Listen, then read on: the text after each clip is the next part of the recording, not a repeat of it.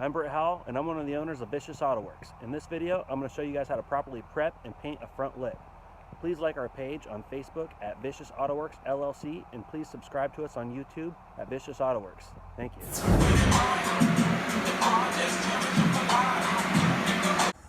So my part actually came primered, so I'm going to use a 600 grit wet sandpaper. I'm going to wet sand. I like the wet sand because it doesn't create a lot of dust and it makes for a clean paint job.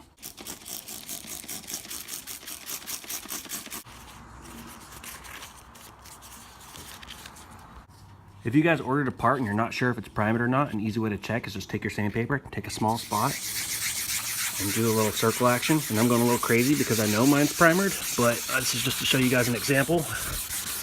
And I'm actually going to turn my sandpaper over on my leg here. I'm actually going to swipe it off for you guys. And you can see that I have black sludgy water on my fingers. That means the part's primered. If you don't see black sludgy water, then chances are it's not primered, which is okay, but you just need a special prep pad, and it's actually a treatment for raw plastic parts. You'll have to get some of that along with some adhesion promoter. After you're done wet sanding, take a clean paper towel and actually dry your part. It's important to get all the water off so you don't have water on your paint. After you're done wet sanding and drying the part off, ensure that it's all scuffed properly. After that, we're going to take some wax and grease remover, and this is a brand by Master Pro. We're actually going to take a clean blue towel, and then we're going to pour some on it and wipe our part down.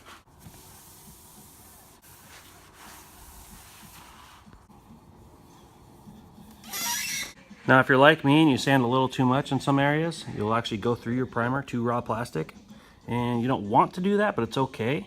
But one step I like to do when I do see that is shoot it with some adhesion promoter. This is made for raw plastic parts, and I'm basically just going to shoot the spots that I see raw plastic. For top coating, I use a Iwata LPH 400.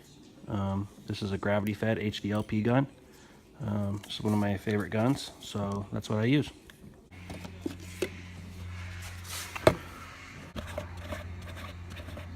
Before you apply your base coat, especially with metallics, you need a fresh bed, so we use an epoxy primer. This is Omni MP170, it's a gray sealer. We're going to mix it 2 to 1, so you can see I have my mixing cup over here, 2 to 1. So yeah, strainers are your friend, use them.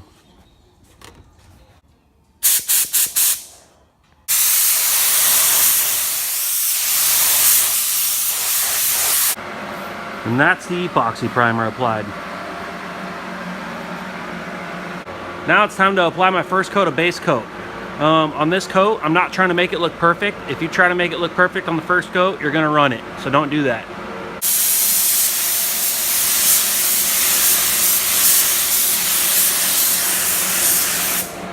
Make sure you're wearing a mask. This stuff will drop you like a fly. Here's the first coat of base applied. You can see it's a little bit cloudy in this area. That's okay, it's normal. Don't try to make it perfect on your first coat or you will run it.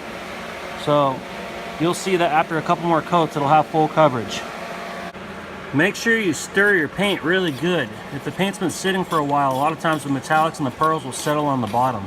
So you want to take a stir stick and stir it up real good and make sure it looks really even. Alright guys, I skipped ahead and already mixed up the base coat. It's half reducer, half paint, so it's 1 to 1. Reducer is just a tool to get it out the gun, and it does thin it out a little bit. You know, you actually kind of look for the, I go off feel, so I look for that right drip off the paint stick. You know, it's just, I've been doing this for a long time, so it's basically 1 to 1. I slightly under reduced it just to get better coverage on the first coat. By the third coat, I'll probably have it fully reduced. So there it is. I've been keeping it a secret from you guys, but I actually have been doing what's called the spray out card. And basically what this is the test panel used to see if you got the right number of coats or if your color's correct. So right now, and this isn't cleared, so it might have a little bit of a different look. So basically all I'm looking for right now is if it's the right shade of blue. And it's actually looking really good. As soon as it's cleared, it's really going to darken up and it's going to look good. So it's actually a really good match. So I don't have to tint my base coat or anything like that. The color's good. Let's go. And there it is, guys. That's the third coat of base. I'm happy with my color. I'm happy with how my metallic's laid out. I'm ready to clear. For this part, I'm going to use Omni's High Solid Urethane Clear. It's an MC161. It's mixed 2:1. So on my cup here, I'm going to find the 2:1 mixing ratio. Little cheater bar. So there we go.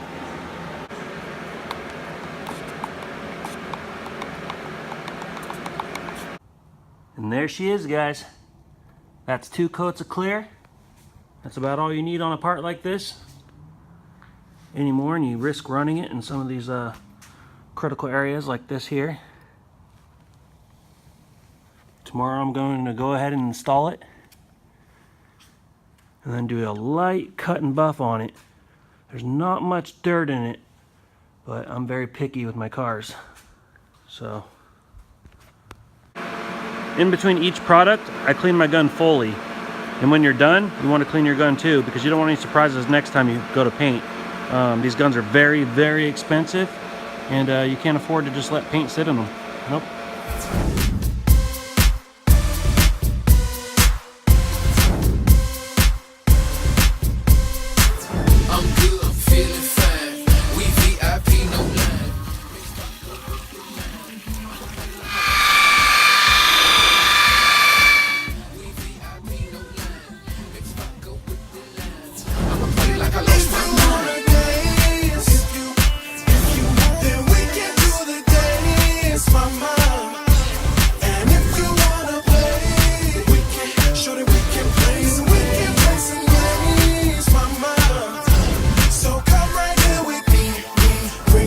To me, make these fellas see that I'm all you need. Come right here with me, bring yourself to me. Make these fellas see that I'm all you need.